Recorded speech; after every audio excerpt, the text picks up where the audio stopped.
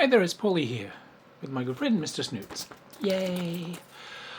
Pride Month is almost upon us, and that means the inevitable deluge of ignorant bullshit from right-wingers who are too stupid to know history.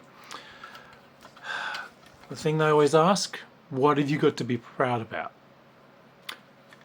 I'll tell you. Here's the story of where Pride parades came from.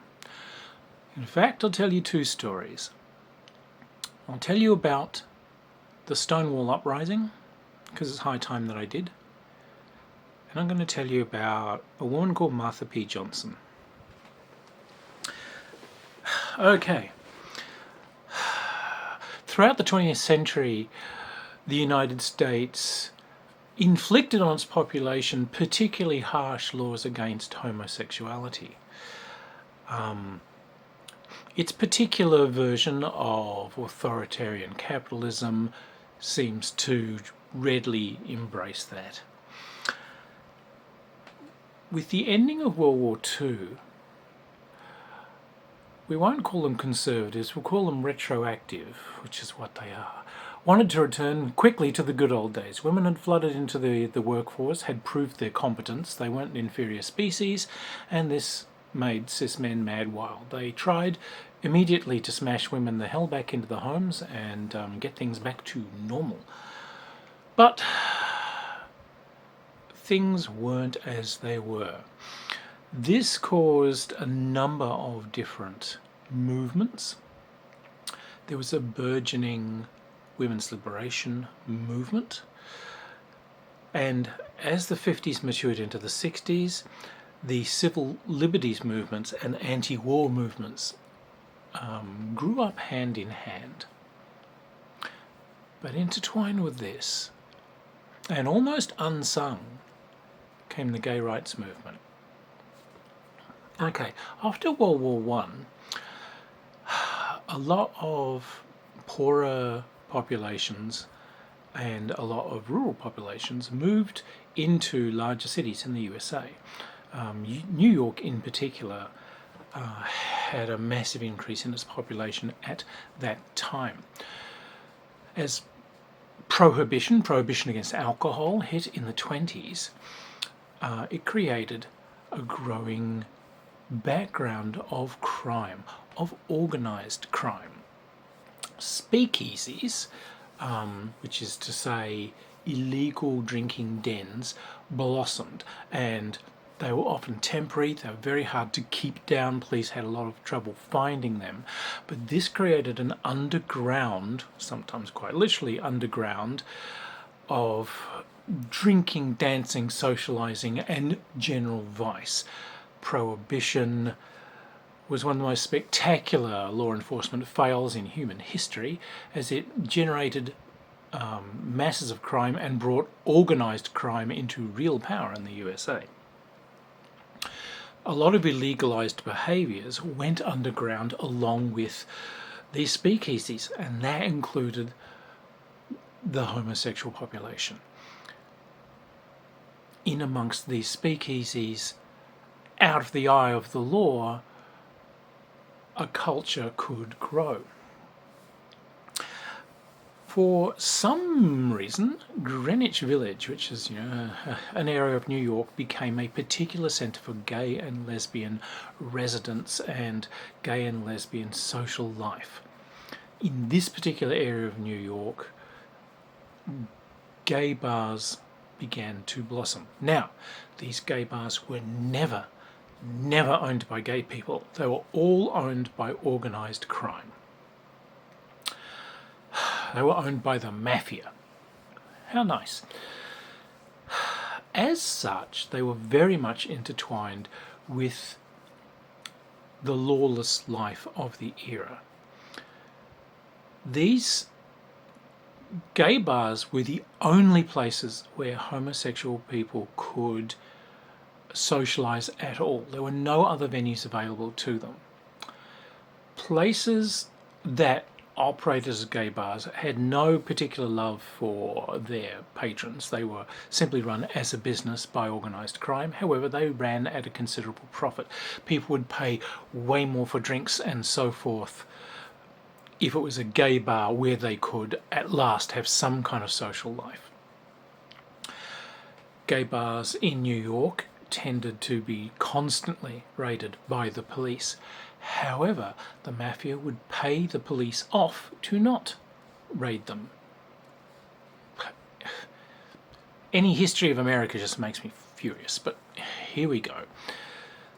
So, the New York law enforcement is entirely bound up with organised crime. So, these gay clubs are paying off the police not to raid them. However, the police are still raiding them with relative frequency. A gay bar on average would be raided about once a month. However, the bars would be tipped off by the police before they came. The bars were set up for raids. They had a backup supply of alcohol, either hidden in boxes on the property or very often hidden in alleys or in vehicles very close by. So if the police turned up and for some reason seized alcohol on premises, because a lot of these places, obviously after Prohibition was over, they still didn't bother buying like liquor licenses for these places. But they would have reserve alcohol stashed so they could go straight back into business. Often the raids were done by the police first thing in the evening so that you could get the police raid over and then the bar could just operate all night. In a standard police raid, the staff would be arrested, and then due to the arrangements with the mafia, they would be taken in and then they would just be essentially let go. Either on a technicality or it was just decided that they wouldn't press charges. What they are doing, however, is pressing charges against patrons. They are... Most of these gay clubs, when there was a police raid operating in the building, they would switch off party lights and go to normal white lighting. That was the signal for everyone to stop touching, stop socialising, and to look like their ordinary everyday bar patrons. Police would come in, and if there's anyone they didn't like, they would just arrest them because they're the police. If there was someone that looked way too gay, they would usually beat them up and torture them. Very often they would rob them, all part as the wonderful process of being seized by the law. Torturing and beating up gays was pretty much a New York police hobby, then as now. If there was anyone that seemed in any way gender non-conforming, they would receive the particular ire of the police. They would always be arrested. They would always be dragged off. They would pretty much always be brutalised in one way or another. This was gay life, and this was gay life for decades. So, fast forward to the 60s. This underground life has gone on for some time. In the 50s, you got people like William S. Burroughs and Ginsberg, beatnik culture, Daddy-O, and they were a part of this gay lifestyle, and they wrote about it. They sort of celebrated it, and in a way this sort of helped solidify it. It brought people into that general orbit. So the Greenwich Village area became a very art area, as where your starving artists, your poets, your musicians and so forth all lived. And it was also where gay culture lived.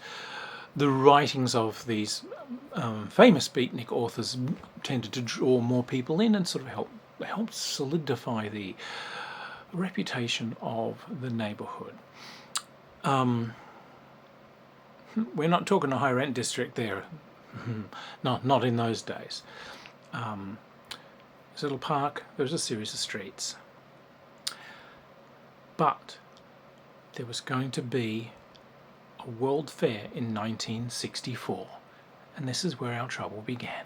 So the mayor, Robert F. Wagner Jr., became very anxious.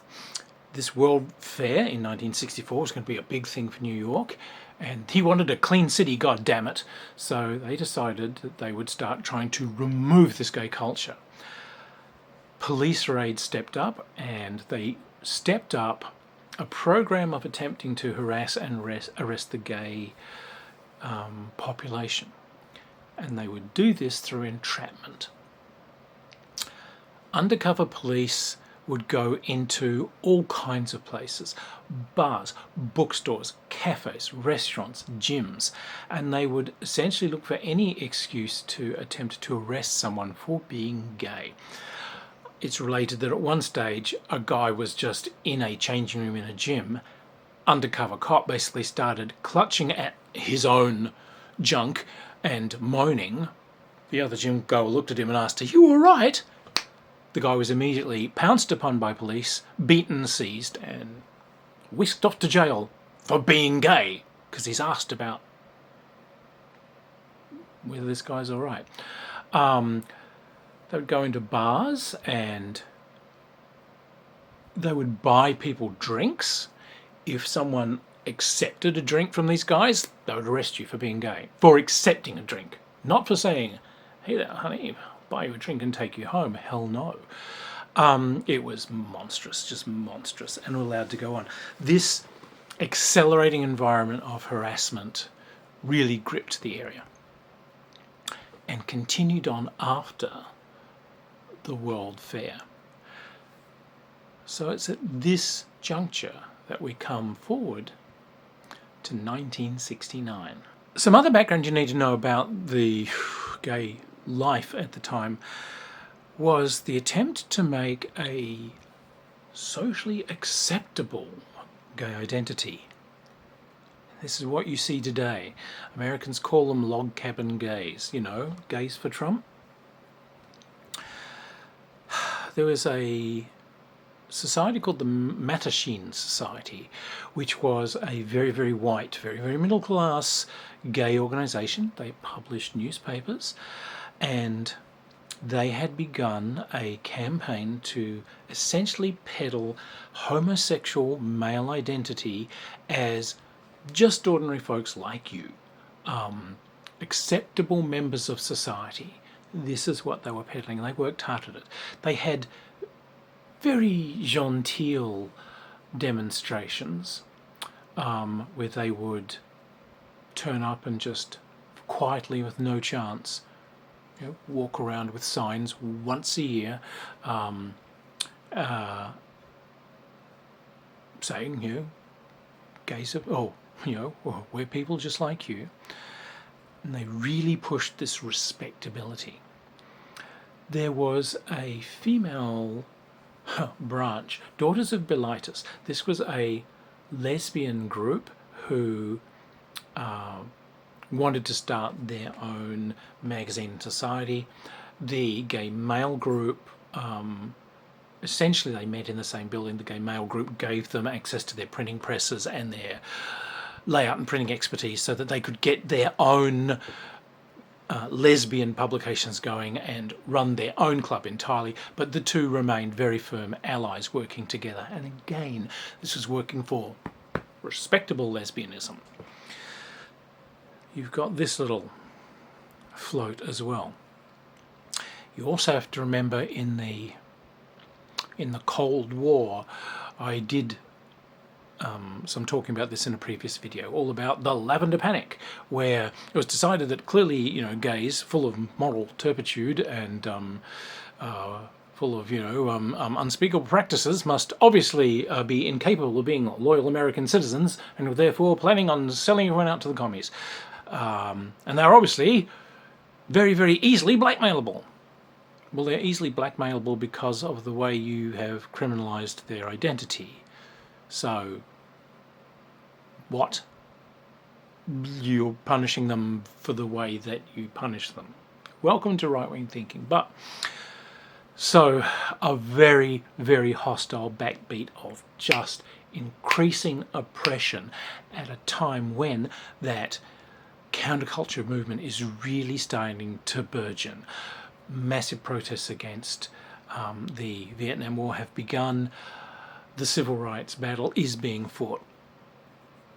And with that, we get to June 28th. The Stonewall Inn was a pretty nondescript place. It was owned by the Genovese crime family. That's the one, if you ever heard of mafia personalities, Genovese crime family, that's the one that had Lucky Luciano and these sorts of guys, serious toe cutters of guys, but they owned Stonewall. It wasn't much. There was no running water. There were toilets, but they usually backed up. So because there was no running water, it was a bar, unlicensed of course, but they just had tubs of water. When someone finishes a drink, they just dunk the glass in a tub of water and rinse it out and reuse it again. So, yeah, okay, not high quality. Classic though, it literally had a door with the little sliding peephole. To get in, you have to knock. There's a huge monstrous bouncer who peers out. If he doesn't recognize you, or if he doesn't think you look way gay, he won't let you in. Inside, there was 2 different main bar rooms. Large one up the front, small one up the back. 98% of the clientele were gay men and bush-presenting lesbians, really. That back room, that was where people with diverse gender presentation went. Out of sight, out of mind, so that the normal gays don't have to see them. That was where what they at the time were terming drag queens and street queens met. And it was the place where very feminine presenting gay men would be. Sometimes also where very, very, very butch presenting women would be. This was kind of the unusual gender presentation box. Stonewall was very popular because it was the only place that had dancing. These were relatively large rooms where music was played and live acts were there, and music so that people could dance. Other bars were literally just drinking places, but this was it. This was the only place you could go and dance. It was all painted black on the inside, so it was pretty dim. It had kind of like party bulbs and so on there to give it some party lighting. Now, it's got a little park across the away. This was where a lot of transgender youth, my term, not theirs, the term transgender was not in use at the time. They called themselves transvestites or transsexuals. Now that we know more about sex and gender, we know we are way more elegant and precise with our language. Earlier times. But this park was where the homeless transgender youth would live. Most of these kids, of course, have been kicked out of their homes, and this is all they could get. Most of these are hustlers, that is, sex workers that work on the street. Stopping at the cars, hey honey, want a date? It's called survival sex work. It's all they could get. In this day and age, I still know a great many transgender women who've had to live off survival sex because society's just rejected them, and this is all they could get. Way worse then. There wasn't much in the way of organisation. There wasn't really a transgender identity. But there had been riots over in the West. I talked to you about the Compton riots where transgender women stood up to the police and actually forged a unified transgender identity. This, in whispers, had begun to creep over to the East Coast. So, we have a street full of hustlers, full of bars. There were 3 other bars very close by. Wackily enough, about 7 doors down from Stonewall was where the Village Voice, which was supposedly a kind of arty leftist newspaper, but was actually right-wing AF, and deeply, profoundly homophobic newspaper, was run. But it's also where some of these beatnik celebrities still lived. So the stage was set. Stonewall had been raided on the Tuesday before the uprising, so no one was expecting a raid. It's going to be a month before they bug you again. But something happened. At 1:20 in the morning, on the 28th of July, the cops decided to raid the bar. There was a lesbian singer in the middle of doing an act, and the police had managed to infiltrate the building with undercover police. They suddenly announced that police were doing a raid, and police came thundering in through the door. It is essentially thought that they are trying to pretty much screw the owners for more money. If you suddenly put the pressure on, you can get extra payments to stop the raids, because there was no tip-off this time. No tip-off at all. Police would be paid for giving a tip-off, by the way. That's why they would do it. Something was off from the very beginning. For one thing, these underprivileged, harassed gay people were starting to have had enough of this. But that night, and I think it's because of this lesbian singer who had a following,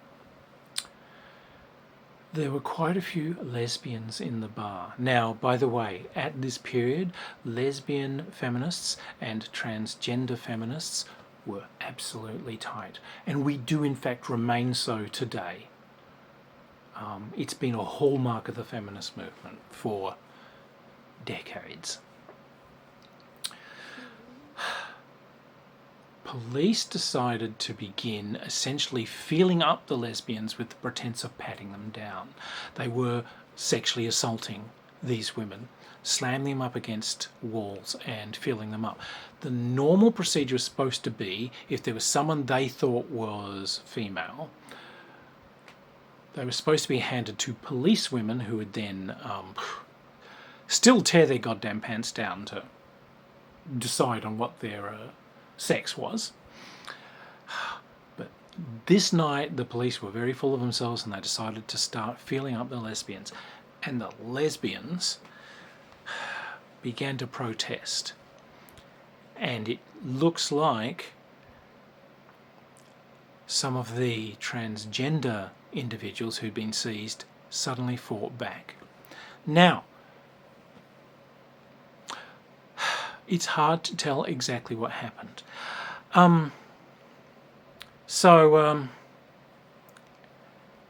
In describing the Battle of Waterloo, the Duke of Wellington said it would be easier to describe a court ball than a battle, because so many things are actually happening at any given time. This is true of riots and demonstrations. I've been in a few, and I can attest. There are many different stories about what happened and what individuals happened, but there is, what would you call it, an overall orchestra of thought of the actions and what happened. Transgender women who were being seized first, because they were always the first victims, and they were being cuffed and dragged out into vans and were being beaten. They fought back when they saw the lesbians being interfered with. Some of the transgender women struck out at cops, trying to help the ones that had been handcuffed to get away. It was later said that a shot glass was thrown at a window, and it is called the shot glass that was heard around the world. This glass was later possibly claimed to have been thrown by Marsha Johnson. Probably was not on that night. We will introduce you to her in a minute. But things had gotten really, really ugly. People began pushing the police around. The police decided to start beating, particularly lesbians again, around the head with clubs. And that triggered off an actual brawl, as Suddenly everyone in the bar has had enough. But this raid, with this bogging down, with their deciding, instead of seizing people and getting them off into the stations, they've decided to stay there and enjoy themselves. It's a fatal error, because a crowd's begun to turn up, and there's about 150 odd people have started to gather outside, massively outnumbering the police. And as the police outside start beating up bar patrons, the people in the street start fighting back. And it was on, ladies and gentlemen. It was on for young and old. There was a building site across the road. This had a great many bricks. You'll see bricks as a particularly trans trope. Again, people say there are some individuals who threw the first bricks. No one quite knows. However, there is a general agreement that, again, it was transgender women, possibly trying to help transgender women that have been seized and put into paddy wagons, who began hurling bricks at the cops. The police vehicles fled the scene with their tyres slashed, by the way, with the police tactical officer staying on site, telling him to come back as quick as they could. His people were overwhelmed. A large group of them barricaded themselves inside the bar because the crowd was now fighting them. The ones outside started beating a hasty retreat. They began initially apparently pursuing some of the patrons, but the patrons knew the streets better than they did, and suddenly they were saying there were cops being surrounded and literally chased out of the region. The police caught inside the bar were thoroughly besieged. Trans women ripped up a parking meter. If you've ever seen an old-fashioned parking meter, this is like a absolute Hulk level strength act. They've ripped this thing out of the ground, concrete, or used it as a battering ram to smash in the door. The police have pulled out guns saying they'll shoot. Lighter fluid is then squirted into the bar and set on fire by the crowd outside. It's on for young and old, folks, so this bar's burning out. Police tactical squad turns up and forms up with helmets and batons to try and brutalise the crowd. The crowd, more and more and more people up, is now 300 to 500 strong. It's gays. It's lesbians, it's street hustlers, it's transgender people, it's local residents, it's writers, it's artists. It's a whole community rising up against the cops.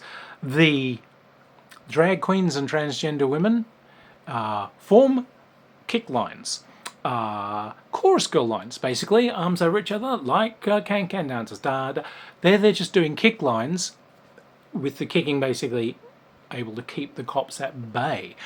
And they kept reforming these. They are singing songs, mocking the police, and proudly announcing their gay identity.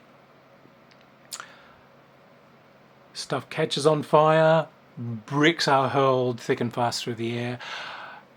Because the cops were known for their bribes, people started hurling pennies and rolls of pennies, which hit something like a bomb, you know. They must, I don't know where they're getting rolls of pennies from, but they're hurling these at the cops. Eventually the street is cleared by about 4 a.m. The bar is in flames. Several other buildings have been torched by the crowd. They have overturned police vehicles in streets. They have overturned many other vehicles and made roadblocks in different streets. This is a serious, this is a real riot. This is uprising.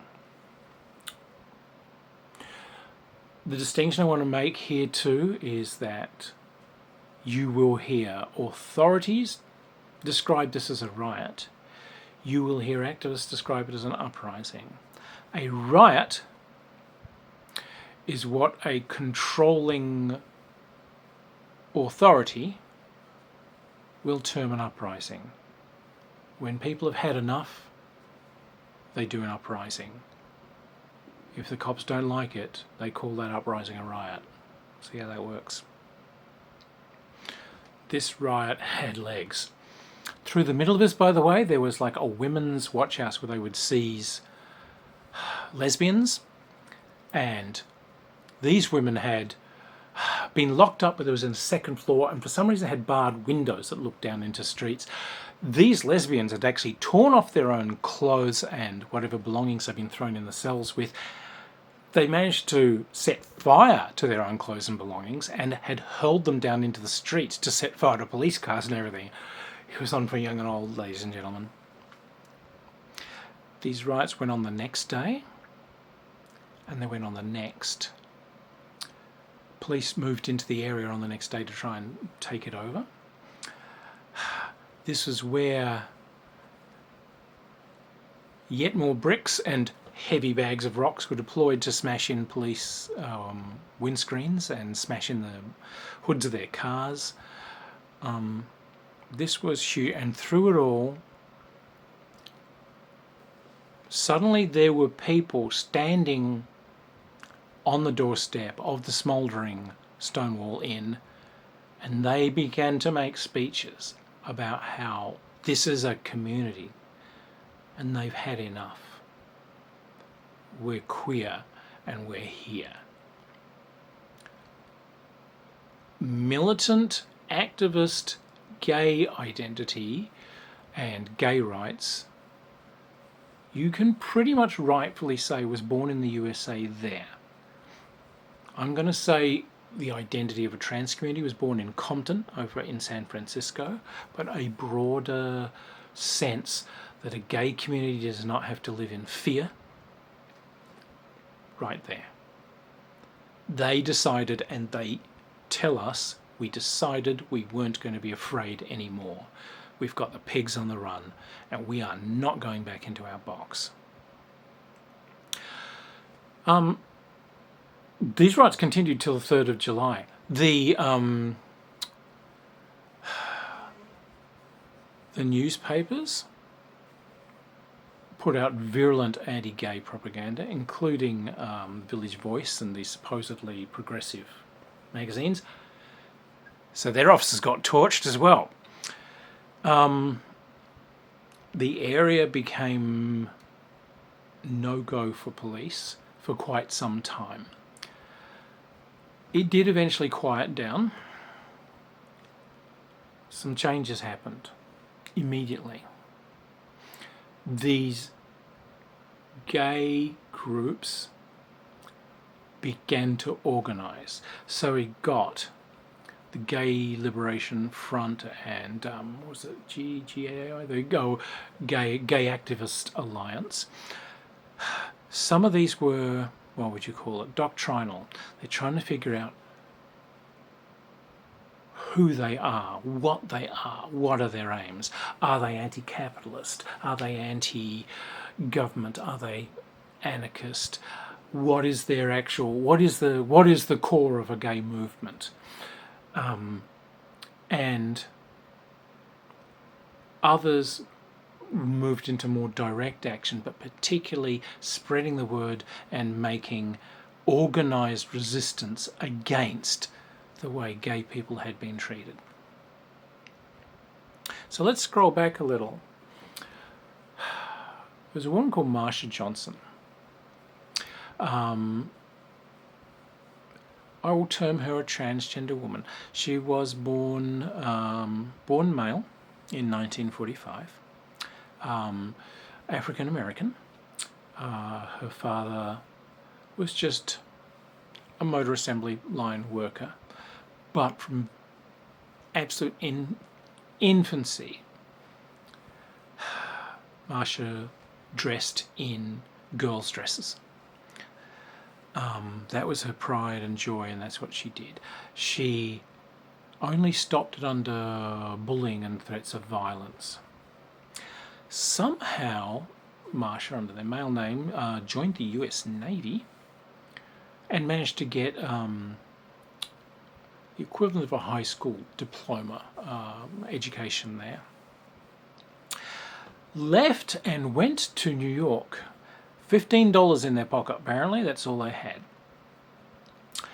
And ended up as one of these homeless sex workers doing survival sex work and living in that park, and was tightly allied with people living in that park. She was a renowned character of the area. She got her act together. She started off sort of hustling and making money, but she became a cabaret performer, performing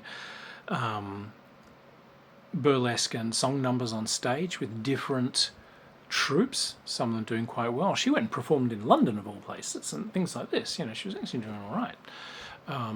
They weren't paid much, but, you know, hey.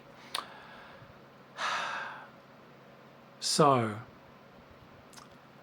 on the night of that first evening of the riots, she had been out, actually, but she heard the riot going on, and she took a look and investigated, and she went into the park. There she found a couple of friends and told her, hey, something's going on at Stonewall. Lots of people gathering. So she says she and the people from the park turned up about 2 o'clock. So that's 40 minutes into the raid. And this was at the stage where a crowd has formed. There's a reaction, a violent reaction started against the police arrests, and Marsha flew into action. There are many people who are lauded as the one who threw the first brick at a cop. A great many people said that Marsha was the one who threw that first brick. She has said she didn't, or rather other people have said that she didn't, and she agreed. However, remember how I said there was that very respectable gay community who tried to sell gays as like being ordinary folks who should have a right to live in the suburb, you know, own a Labrador and play golf? Yeah. They repitched and muddied a lot of this story because they didn't want drag artists, trannies, and, you know, weird gays to star in the story because it would make it look even worse. It would interfere with the narrative they were trying to push. So a lot of this has been muddied by propaganda efforts by would-be white middle-class gays. Marsha was, however, extremely active. She threw glasses at cops. We know she threw rocks at cops. On the second day, she is well remembered for everyone for climbing up a lamppost with a large bag, sounds like it was full of bricks, and hurling it down through the windscreen of a police car as it tried to drive to scene. She was central in the kick lines and in organising barricades, and was very central in organising a lot of the riots and in looking after the people who were hurt. Because here's the thing, because it was a street community of disadvantaged people, they looked after their own, and Marsha was one of the local queens. Not drag queen, which indeed she was. She would change her identities to male and female sometimes, more on that later, but by queen she was a borough queen. It's actually a habit from the Caribbean and from a lot of African and Caribbean communities where there will be an older, usually woman or female personality who will look after the young ones, who will make sure people are housed, fed, look after. Sometimes she would actually go out hustling and use the money that she has earned entirely to get food and clothing for these homeless younger gay kids and trans kids.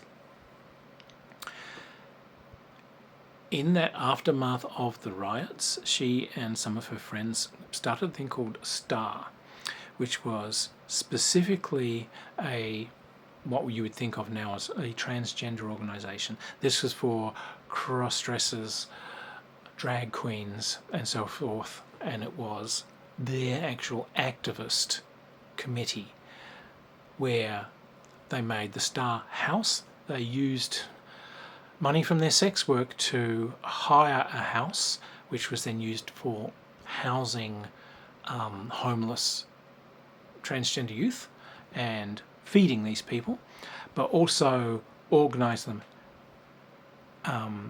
bringing them into the public eye, publishing magazines, performing outreach.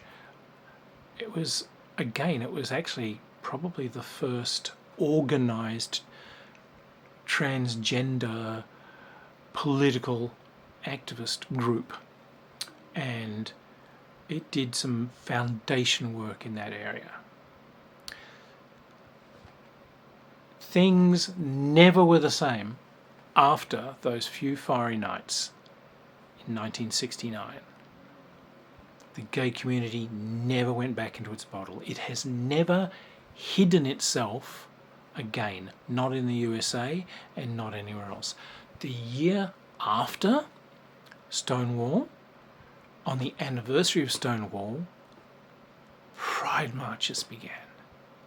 There was a New York Pride march to celebrate the anniversary, and now here are these gay organisations. The number of people in the parade packed the streets of New York. 15 blocks long the crowd was as it moved through 51 blocks. They came out in their tens of thousands. People came from all around the country to join them. But at the same time, there was pride parades marching with them in London, in Paris, in Stockholm. This was now an international movement, and that's what Stonewall gave us.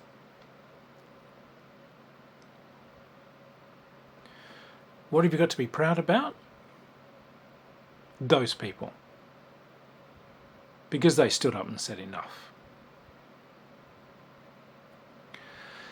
In 1976, a pride parade was organised in Australia and in Sydney on the anniversary of Stonewall as Australia's first gay pride. The police moved in, seized people off the streets, dragged them into police stations, beat them, and then grabbed people one by one and tortured them. The screams of the tortured people echoed through the streets and could be heard by bystanders for blocks and blocks and blocks around. They systematically tortured the people that they seized. The Australian police force has never made amends for this. But the next year we marched again, and we have never stopped marching.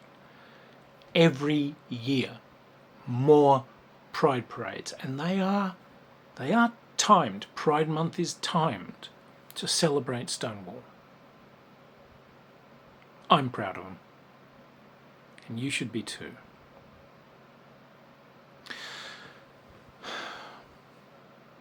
Marsha was an odd character. Loud, bright, poor, so poor. Renowned for wearing flower crowns because she would sometimes sleep under tables at flower markets, and she would be given flowers that hadn't sold the day before. So she couldn't afford shiny clothes, she couldn't afford much, but she could deck herself out in flowers. She fought hard for other drag queens and transsexual, transvestites as they called themselves at the time. In this day and age we might refer to her as being gender non-conforming. She would sometimes put on a male persona. Not for long though. She said later on she would get up and she would dress as a woman, because that's the difference between a transsexual and a transvestite. A transvestite will put this on and put this off as the whim takes them, whereas a transsexual dresses this way because this is their life, and this was her life. She's a very religious woman in her own strange way. People would find her praying in many different churches: Greek Orthodox, Russian Orthodox, Catholic, Methodist, Baptist, Buddhist shrines, synagogues. She had her own little shrines that she would make. She would also sometimes grab people's clothes and throw them in the Hudson River as a sacrifice to Neptune. I suspect, being in the 60s in the counterculture movement, one thing that isn't said about her is that there's obviously drugs going on here, but nary mind it. I've read enough Hunter S. Thompson to grok the culture. But she was a very powerful voice. And in the aftermath of Stonewall, she helped people get organised, and she helped save hundreds of homeless transgender youth and set a lot of people on a good path. She modelled for Andy Warhol, who did a whole series of silk prints and paintings on the transvestite community of Greenwich at the time. A lot of interviews. She did a lot of interviews in radio, newspapers, and so on. She seems to have been quite a character. She was supposedly incredibly sweet, incredibly joyous, incredibly serene, but this could snap into wild behaviour and a temper. One, I guess from the stress I can see, I don't think she was in any way psychotic, but again, my personal thoughts upon reading up about her and having had a lot of friends who took the drug route, it's the 60s, I've seen this behaviour, let's just say. But she was a very sincere and very energetic person. Unfortunately, given the fact that she was engaged in prostitution in the 70s, she caught AIDS at the start of the AIDS epidemic and became quite sick with it, but she became then a very active AIDS awareness activist and was very much involved with looking after people who were sick of AIDS, and in fact she became a carer for quite a few people who were sick and dying. She also was a ferociously active voice in speaking out against police brutality, which continued to escalate during this period as the establishment went into a frenzy to somehow stamp down this brush fire which had caught. Her body was found floating in the river, and the police immediately declared it to be a suicide. The fact that she had a massive blunt trauma head wound in the back of her head seems to have somehow escaped their attention. Yeah, Marsha was murdered. Marsha was murdered at a time when she was very active in fighting against police brutality, and when there were several cases going on in which she may have been a witness. Who killed her? Don't know. Her death was declared a suicide. Now, after much pressure, it's been decided that she probably didn't somehow club herself on the back of her head so that she fell unconscious into a river. So the cause of death has been put down as indeterminate. There is a movement to open an actual investigation into her death. Her loss is actually tragic. Look, she had AIDS, and this was at a period when that was not a survivable ailment, but she was in no way dying of it, nor was she in despair of her life. She had more years of love and activism to give the community. I'm proud of her as well, because she came from nothing. And her one thought was to give into her community. She said she doesn't have anything, but she didn't need anything. She had her love, and she had the love she could give everyone else, and as long as they all had each other, that was wealth. I'm kind of proud to hear those words too. Pride parades are important. Why isn't there a straight parade? Because there's never been a point when people were being beaten for being straight. There's never been a point where people have been executed for being straight. There's never been a point anywhere in history where someone has been fired from their job for being straight. Once upon a time, in Greenwich Village in New York, a community that had been literally forced to hide in holes in the ground came out into the light and said, no more. We're not scared anymore. We are proud, we are human beings, we have our dignity, and we will fight for it. When we do pride marches, they're full of life, and they're full of light, and they're full of joy, and they're full of colour, because we are celebrating what we are. But we are also celebrating the memory of those people who suffered and died to make sure that we could live this way. And it's a promise that we will never go underground again. Never. Pride's important. If there's a pride parade in your area, go to it. Give it all the support you can. And take no